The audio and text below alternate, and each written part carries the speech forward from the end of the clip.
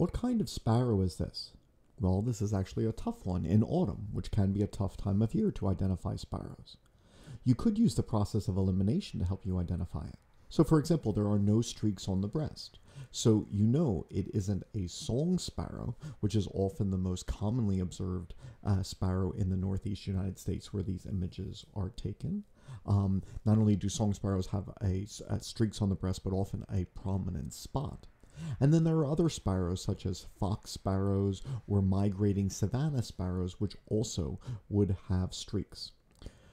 Okay, now you might notice some faint streaking on the breast of this bird, but that is sometimes true of immature sparrows, even though the adults lack streaks. Ugh, those darn sparrows.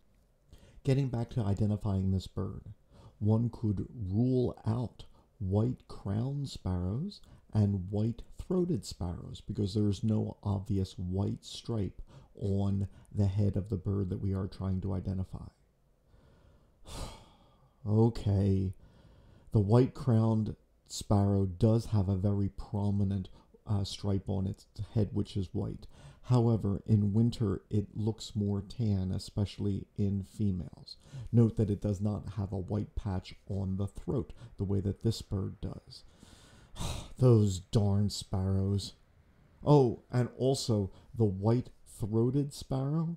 Obviously, the white stripe on the white-throated sparrow is obvious, but that is only one of two morphs. Both males and females can have either a white stripe on their head or a tan stripe on their head, and the tan-striped morph of the white-throated sparrow does look a bit more similar to this bird. The throat is a bit brighter white, and notice that there is a yellow spot at the base of the bill in the white-throated sparrow. But that is more difficult. Ugh, those darn sparrows. Chipping sparrows have a head stripe, which is more of a reddish-brown in color, and a bright white eye stripe. So these are clearly different from the bird we are trying to identify.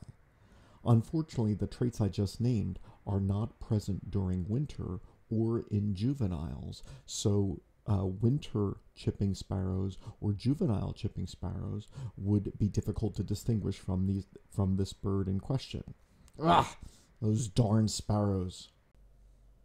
An American tree sparrow is similar to the sparrow which we are trying to identify. It has an unstreaked breast.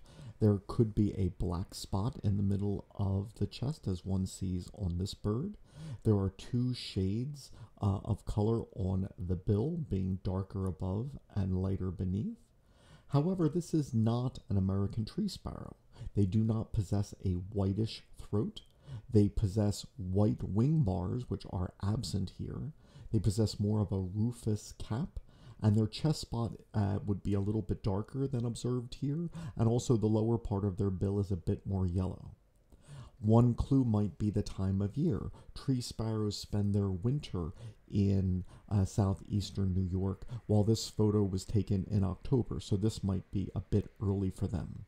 Ah, those darn sparrows!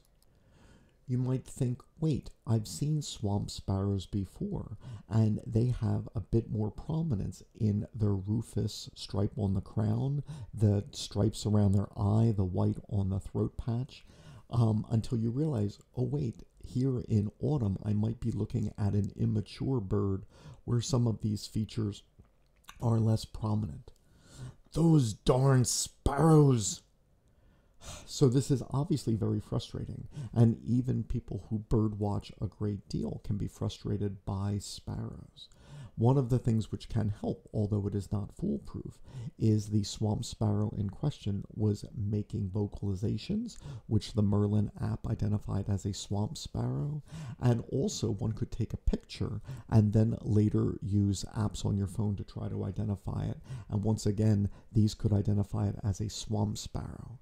Now, these are not perfect, but nevertheless, they might be a help, especially for beginners trying the very complicated task of trying to identify sparrows, especially in autumn and winter.